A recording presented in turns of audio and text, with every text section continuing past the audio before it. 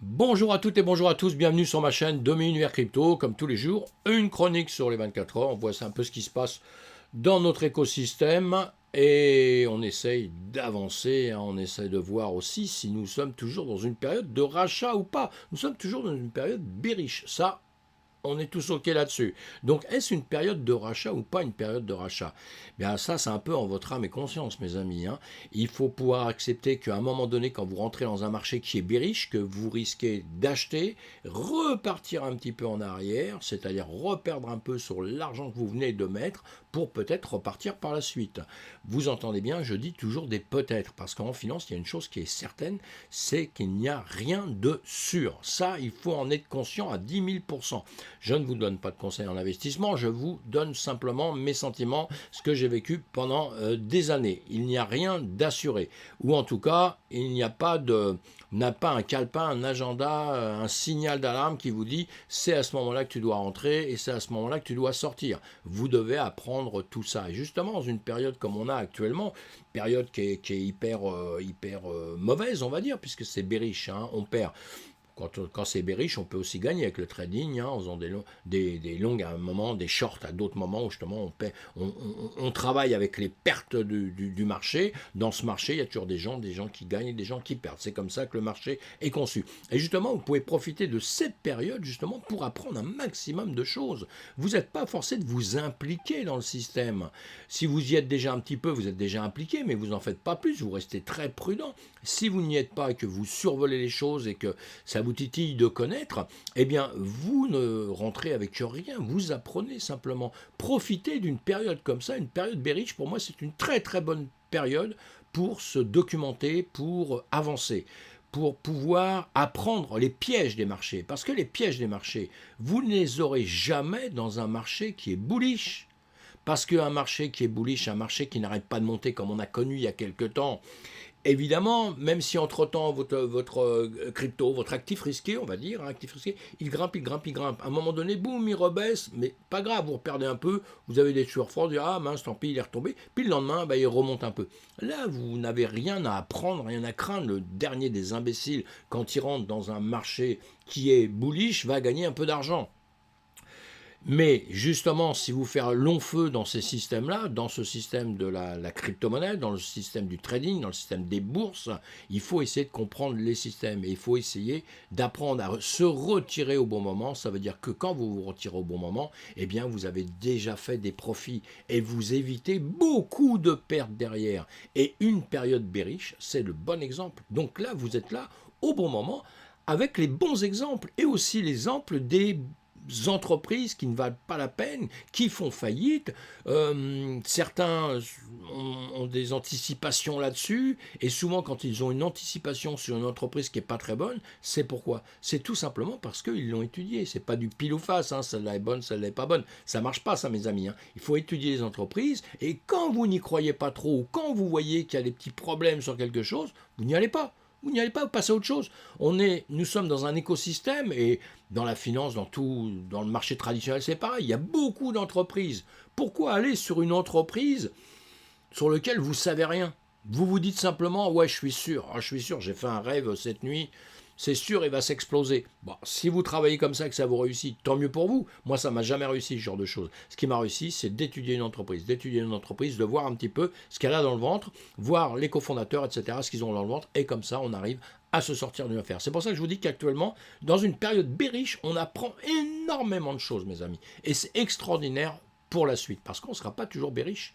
À un moment donné, on va rester un petit peu comme ça, entre certains niveaux, peut-être un peu comme on fait actuellement, et un jour, on va remonter, mes amis. Et voilà, et là, il faudra être prêt à ce moment-là, parce que c'est pas à ce moment-là qu'il faudra apprendre, parce que ce sera le moment où vous n'apprendrez pas grand-chose, quoi. Donc, c'est maintenant qu'il faut se mettre au boulot, c'est maintenant qu'il faut travailler et voir un peu comment on peut se sortir de toutes ces situations quand elles sont très pénibles. Et en ce moment, on est dans une situation pénible, mes amis. Allez, on avance, on fait le tour de tout ça. On a un marché, vous voyez, le marché pareil, il ne sait pas ce qu'il fait, il sait pas, il est gris, il a un peu de vert, il est rouge, vous voyez, ça change très vite, hein, actif risqué, ça veut dire qu'on prend vite des pourcentages à la hausse et à la baisse rapidement. Les pourcentages à la hausse nous font toujours sourire, les pourcentages à la baisse nous font pleurer.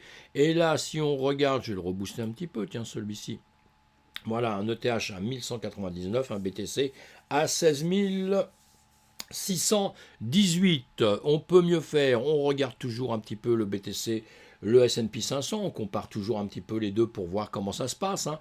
Quand ça se passe bien actuellement sur le S&P 500, eh bien notre marché se comporte pas trop mal puisqu'on est toujours quand même très corrélé à ça. Et là, vous voyez, on est sur le S&P 500 en une heure, on a quand même des bougies qui grimpent là, on a des bougies qui grimpent, donc normalement on doit avoir à peu près le sourire, ça devrait être pas pire qu'autre chose. Voilà, on voit ça sur d'autres graphiques, sur une autre vidéo où on voit ça plus en détail. Hein. Nous, on va faire un petit tour. Guerre en Ukraine, évidemment, ça fait partie des choses qui nous contrarient. Pourquoi? Parce qu'il y a des morts, il y a tout ça, mais aussi parce que ça joue sur la finance du monde entier, on le sait. Hein. Je ne vais pas faire de détails, je ne suis pas là pour faire ça, mais on a compris que ce sont des choses qui nous posent problème. Le crack du dollar, la grande peur des marchés de 2023. Hein. Évidemment, je vous mettrai, non, ça faut un abonnement pour aller dessus après, alors je ne vous mettrai pas sur les échos, mais effectivement, on a une peur pour 2023, hein, c'est pas terminé, il ne faut pas croire que dès qu'on va fêter, on va avoir trinqué, fait la bise du nouvel an, quoi, qu'on fait plus de bise, hein, mes amis, hein, on fait plus de bise maintenant parce qu'il y a eu Covid, hein. Donc, dès qu'on se sera fait un petit signe de la tête en disant salut, l'année 2022 est morte, vive l'année 2023, eh bien, il ne faut pas croire que tout va changer d'un seul coup. Mais j'espère quand même qu'on va réussir à avoir un petit peu le sourire. La Chine, elle, lancera son marché national NFT au cours de la nouvelle année. Bon, ça c'est une bonne nouvelle, hein. Plus on est de fous, plus on rigole, hein, comme on dit. Hein. Et donc on verra bien comment ça va se passer. Hein. Pour l'instant, c'est envisageable, c'est quasiment fait. Donc on verra ça. Hein. Lance son premier marché national de jetons non fongibles cette nouvelle année a rapporté une publication d'informations locales. Cette publication, c'est celle-ci. On l'a en français, hein, vous tapez dessus et vous marquez français, et vous l'avez, donc je vais vous la mettre en lien, hein, vous la lirez pour ceux qui sont des passionnés de ceci. Moi je l'ai lu évidemment. Un inch pourrait s'écrouler demain. Alors voilà, déjà on finit la mauvaise année, on a déjà plein de mauvaises nouvelles et on continue à en avoir. Pourquoi le phénomène d'or est déjà visible avec des investisseurs qui revendent leurs pièces en catastrophe? Voilà, un inch pourrait perdre plus de la moitié de sa valeur dans les 24 heures à venir suite au déblocage de ses réserves. Ils vont débloquer beaucoup l'argent, on a peur que tout le monde se mette à vendre. Si tout le monde se met à vendre, évidemment, toujours les mêmes phénomènes, ça fout un peu la trouille, d'autres qui n'ont pas à vendre vont vendre aussi, etc., etc. Vous lisez cet article et on verra bien, je vous mets les liens, on verra bien comment ça va se passer. On va le suivre. Bon à savoir, Alameda Research a liquidé les avoirs en jetons basés sur Ether pour Bitcoin au cours des 24 heures, des dernières 24 heures évidemment, selon les données en chaîne. Cette décision est intervenue quelques jours après que Sam Bankman-Fried a été libéré de sa prison, moyennant une caution de 250 000. Ça, on sait tout ça et on se pose beaucoup de questions. Qui a fait quoi? Qui a pris l'argent? Qui a fait ceci et cela? Les données d'on-chain citées par la société de recherche en crypto-monnaie Abraham Intelligence suggèrent que quelques 1,7 million de dollars de jetons provenant de portefeuilles liés à Alameda ont été vendus sur le marché libre sur une période de plusieurs heures mercredi. Donc hier, les ventes ont suscité des inquiétudes quant à une forte baisse des prix de ces jetons chez certains utilisateurs de crypto. Twitter, évidemment qu'en ce moment, hein, il y a l'effervescence hein, sur tout ce qui se passe autour de FTT, FTX, SBF, ça fait beaucoup de choses à prononcer. Les données en chaîne ont montré que les jetons basés sur Ethereum tels que l'USDC, donc le DAI, courbe, CRV, l'Ether, ETH, convexe, CVX, et d'autres ont été consolidés de plusieurs portefeuilles à seulement 2 portefeuilles et plus tard vendus pour des Tether stablecoin. Donc ça veut dire quoi tout ça? Ça veut dire qu'il y a de l'argent qui transfère d'un endroit et un autre. Cet argent apparemment il est peut-être... voilà, là-dessus, je vous mettrai ce lien-là qui nous explique bien aussi Telegram, hein, la même chose, hein, c'est le même sujet. Les portefeuilles acheminent plus de 7,7 millions de dollars via des mélangeurs cryptographiques du jour au lendemain. Donc là, je vous mettrai, parce qu'il passe par des... il vous explique là, il se passe par des mélangeurs. Ça veut dire qu'en gros, les mélangeurs sont des choses qui ne permettent pas de savoir, ou qui permettent plutôt d'éviter la traçabilité, de pouvoir se retrouver et savoir qui a récupéré cet argent à un moment donné, mes amis. Hein. Donc toujours pareil. Hein. Pourquoi? Parce que là, ça se passe avec SBF et on a bien compris qu'il y a de l'argent qui va circuler, de l'argent qui va être caché. Enfin, j'imagine ça. Je ne sais pas. Hein. Je suis comme tout le monde. Je dis un peu tout ce qui peut nous passer par la tête parce qu'on ne sait pas. Hein. C'est la justice après qui va décider et qui fera vraiment le point sur tout ça. Et ce qu'il y a de bien avec normalement la crypto, les blockchains justement, théoriquement, on doit pouvoir réussir à retracer plus ou moins, je dis bien plus ou moins l'argent quand il part d'un endroit à un autre, et avec le temps on finit par savoir qui a profité de l'argent à un moment donné. Hein. Mais les mélangeurs, comme on vient de dire tout à l'heure, eh bien ça fait faire ça aux adresses et malheureusement on n'arrive pas à le retrouver. Malheureusement ou heureusement, hein, puisqu'on parle d'une finance décentralisée. Donc dans une finance décentralisée, on ne veut pas spécialement savoir ce qui se passe, le pourquoi du comment. Hein. Ça c'est bon pour une finance centralisée. Mais honnêtement, on finit par s'y perdre complètement aussi, nous, hein, entre le décentralisé, le centralisé. Allez, je plaisante mes amis, hein. Vous savez que je suis pour la décentralisation, je suis pour le système décentralisé évidemment. Le groupe de piratage parrainé par l'État nord-coréen Lazarus cible les cryptos VC dans une nouvelle escroquerie par hameçonnage. Encore une escroquerie, toujours une escroquerie, et je me tue à dire qu'il va falloir qu'on arrête ça, mes amis. Dans une nouvelle tentative de phishing, Blue North, une division de l'équipe de pirates Lazarus, parrainée par l'État nord-coréen, se fait passer pour des investisseurs en capital risque qui cherchent à investir dans des entreprises de crypto-monnaie. Voilà, le 27 décembre, la société cybersécurité Kaspersky a signalé que l'organisation avait connu une augmentation de son activité après une pause pendant la majeure partie de l'année et expérimentait de nouvelles méthodes de diffusion de logiciels malveillants. Selon le rapport, Blue North a créé de 70 faux domaines dont le but de se faire passer pour des banques et des sociétés de capital risque. La majorité des capital risqueurs fictifs prétendaient être des entreprises japonaises bien connues, mais certains prétendaient être des entreprises américaines ou vietnamiennes, et peut-être russes, peut-être françaises, peut-être tout ça. Voilà, en tout cas, voilà, bon, tout le temps les mêmes problèmes, hein. On les connaît déjà, vous lisez tous les articles, hein, si vous voulez creuser tout ça. On sait que c'est pas prêt de s'arrêter. Alors la Corée du Nord, hein, Corée du Nord, on n'aime pas la Corée du Nord. Oh là là là là, la Corée du Nord. Et donc là, la Corée du Sud, on aime bien parce qu'on peut partir en vacances là-bas. La Corée du Nord, on peut pas aller en vacances, quoique on peut y rentrer quand même. Hein. Mais Corée du Sud, on peut y aller en vacances, donc on aime bien automatiquement. Allez, la Corée du Sud vise à devenir la puissance du métaverse. Bon bah ça c'est une bonne news, hein. Mais je crois qu'il y en a beaucoup hein, qui veulent le métaverse. C'est un vrai combat, hein. Déjà un combat entre les entreprises hein, qui veulent avancer le plus possible dans le métaverse et après dans les pays. Donc tout ça c'est bon signe en tout cas parce que qui dit que chacun veut être le premier, ça veut dire quand même compétition quelque part. Ça veut dire que ça existe, que c'est pas prêt de faire demi-tour, que ça y est, le chemin est tracé pour le métaverse. Le métaverse, ce sera encore autre chose, mais pour l'instant, on est au balbutiement de tout ça, hein, parce qu'en règle générale, personne ne sait ce que c'est, en gros en plus sur la planète, hein, si je prends tous les gens de la planète entière.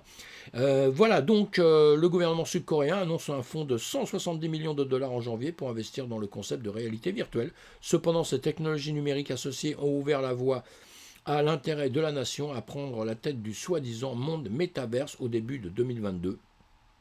Les fonds jetteront les bases pour que le pays figure parmi les 5 premières nations en matière de développement de métaverse d'ici 2026, selon le président sud-coréen Yoon Suk-yeol.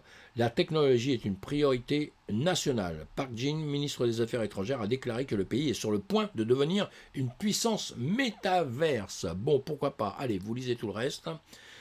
Alors, 3 commas. Bon. 3 commas. Avoue que ces clés API ont été corrompues. Ça, c'est très très embêtant. Alors pareil, un article que vous allez lire, hein, on a pu voir sur Twitter, on a pu voir sur tout ça, tout le monde en parle évidemment.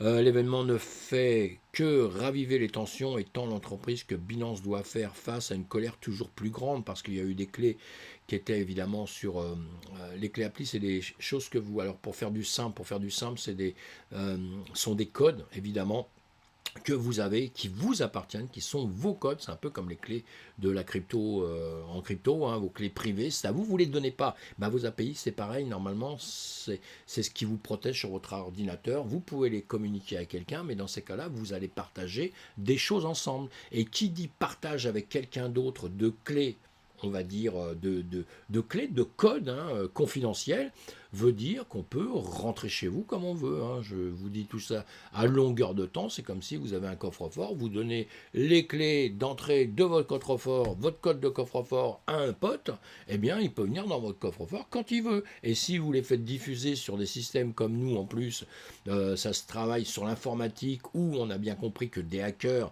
viennent et fouillent un peu dans tout ça, ils trouvent des codes, c'est partagé dans le monde entier et tout le monde peut rentrer dans votre coffre-fort. Vous voyez le souk, hein, donc c'est compliqué, les codes API. Si vous ne connaissez pas ce que c'est, vous allez chercher justement pour comprendre un peu plus comment ça fonctionne, et vous verrez qu'on ne doit pas les diffuser. Et ça se fait beaucoup dans notre système, et en trading ça se fait beaucoup d'ailleurs, hein, parce qu'on les donne sur des plateformes comme Binance, comme d'autres, on donne nos clés, nos codes, hein, nos clés API, on les donne, et donc voilà, on apprend maintenant qu'il y a des petits malins, évidemment, qui peuvent rentrer dedans, et voilà, on a vu ça sur Twitter quand ça s'est passé, parce qu'ils ont diffusé normalement tout ça. Bon, vous allez suivre tout ça pour vous dire que c'est quelque chose encore de dangereux, mais de toute façon, tout ce qui est code que vous ayez n'importe où, on ne les donne jamais à quelqu'un d'autre, on se débrouille pour faire autrement, ou on crée quelque chose, où on aura des codes, ou à la limite, si les gens rentrent dedans, après, on s'en fout, mais si on a des choses qui sont très très protégées par des codes, et des choses en volume, hein, et nous c'est souvent de l'argent, eh bien, les codes qui est autour de ça, on les donne à personne. J'essaie de simplifier les choses, hein, mais c'est ça, on les donne à personne. On ne donne pas ses clés de maison, on ne donne pas sa clé de la porte, on peut comparer tout ça à quelqu'un. Sinon, après, il vient chez vous, vous voler, puis vous dites « Ah, il m'a volé !» Ben oui, hein. Allez, la dépense administrative de l'affaire de Celsius s'élève à 53 millions de dollars. Vous voyez, on parle de voleurs, mais il y en a plein des voleurs. Hein.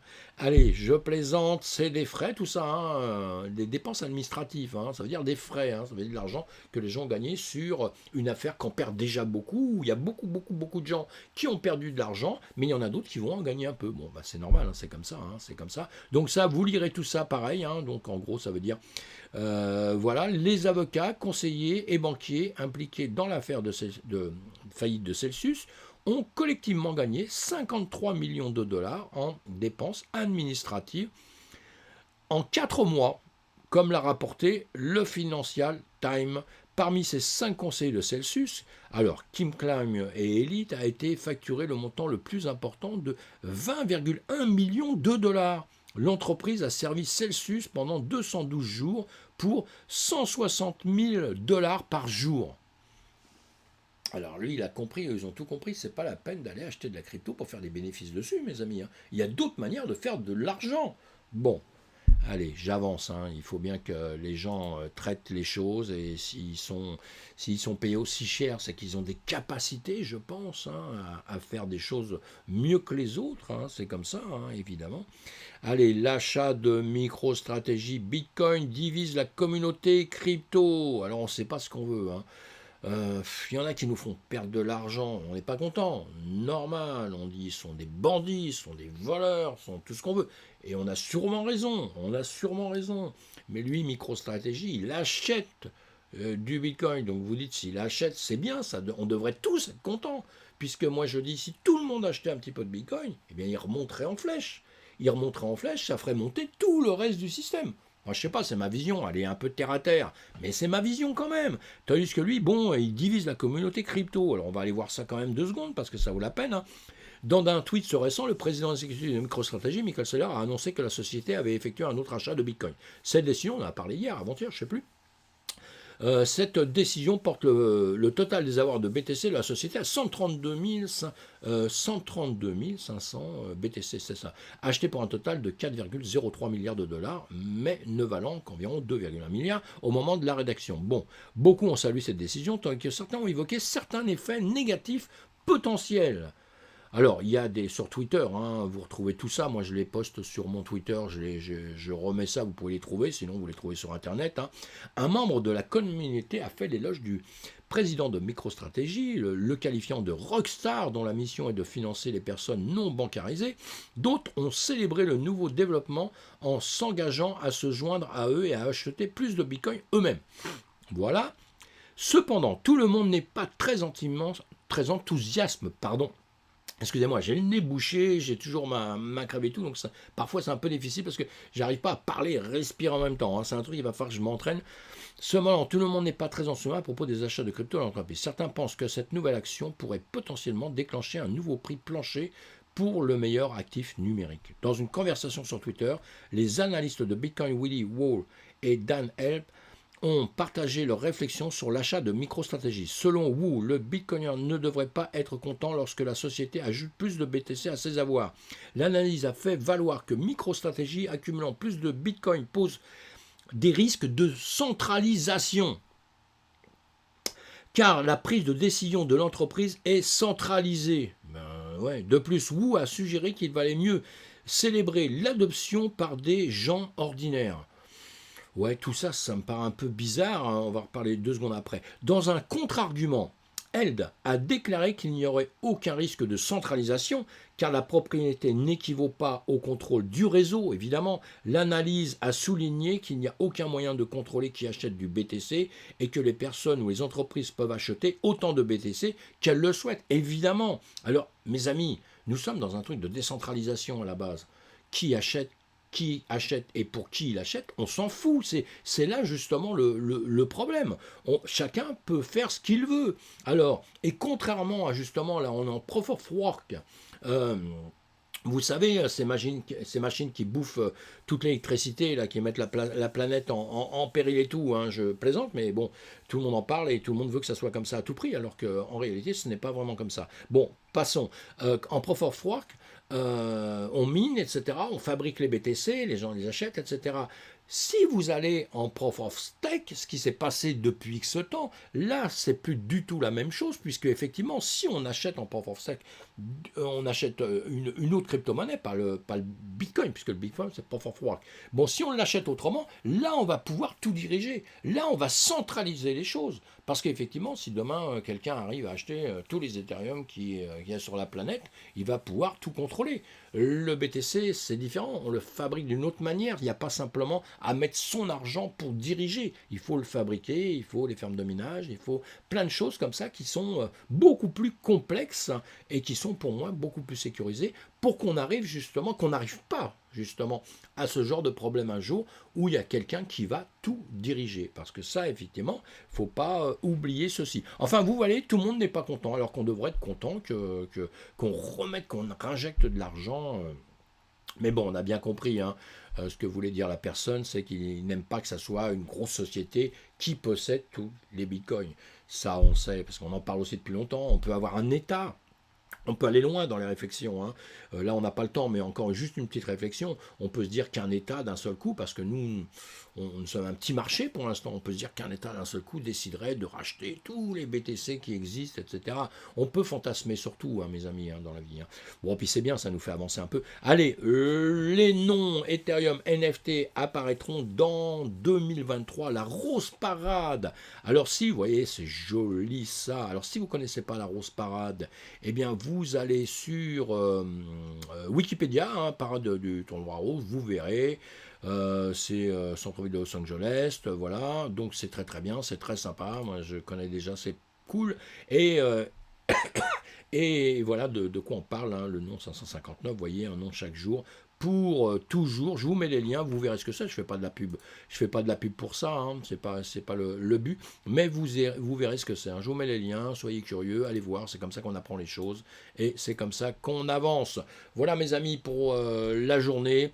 On s'inquiète pas, on est là depuis pas mal de temps. Pour ceux qui sont là depuis longtemps, évidemment, les tout nouveaux, bah, vous inquiétez pas, on a un marché qui se construit. Alors effectivement, quand quelque chose se construit, un marché qui se construit, on n'oublie jamais quelque chose, on n'oublie jamais quelque chose, ah tiens, me voilà, on n'oublie jamais quelque chose, c'est qu'il faut essuyer les plâtres.